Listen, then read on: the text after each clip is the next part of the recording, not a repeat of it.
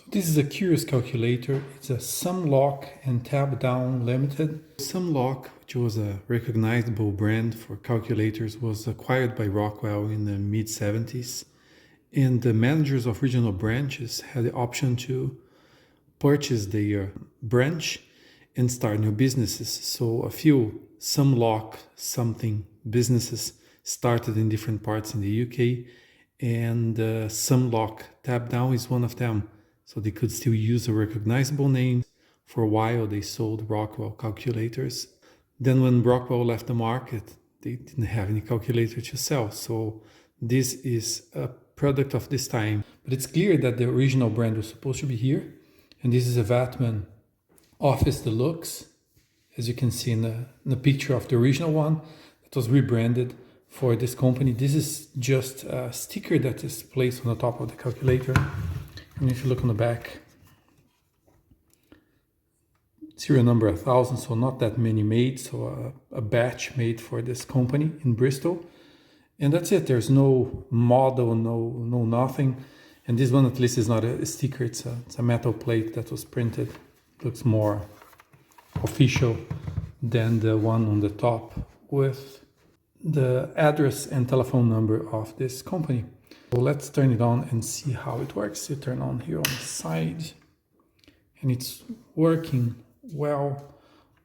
All the segments are working. The minus sign is working as well. All the digits or all the keys with the numbers are working as well. Let's check the basic operations.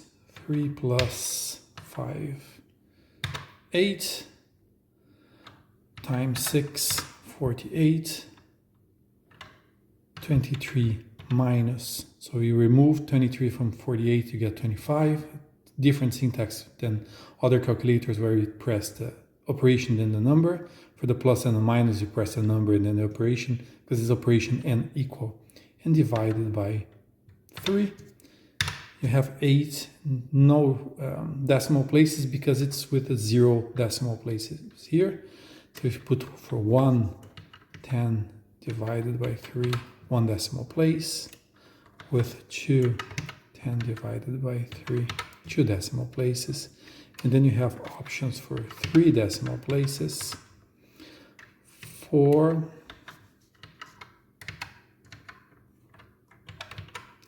and 6, which is the maximum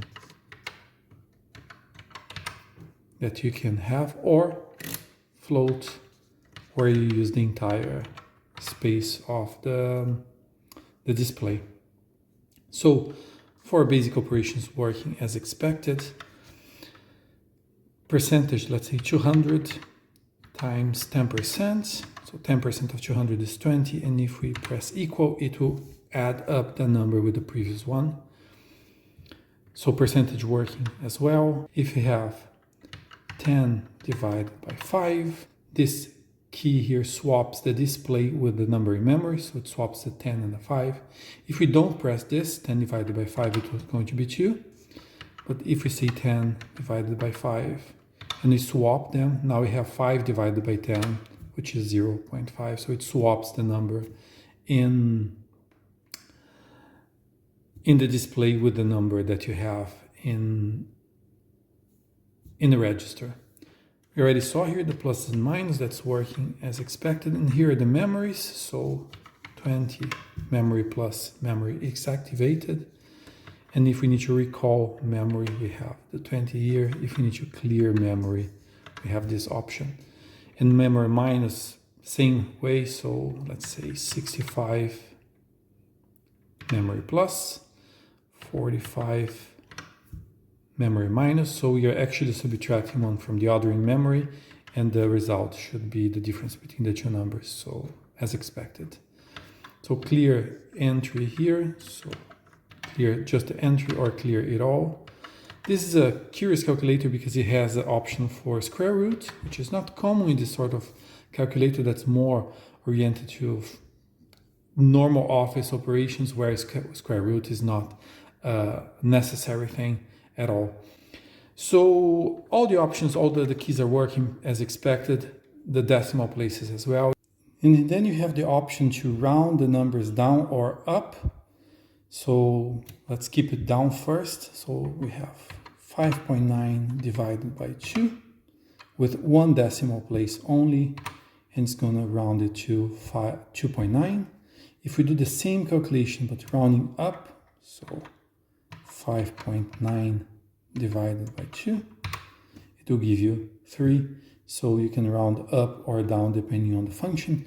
It doesn't work for all the functionalities at all the time, but for some particular calculation, like this one of division, it does make a difference, and you can select how you would like to round your numbers. You have here a K for the constant. So in the case that the key is not activated, let's suppose I have 2 times 3. I press a 6. It will do another operation and then it will stop.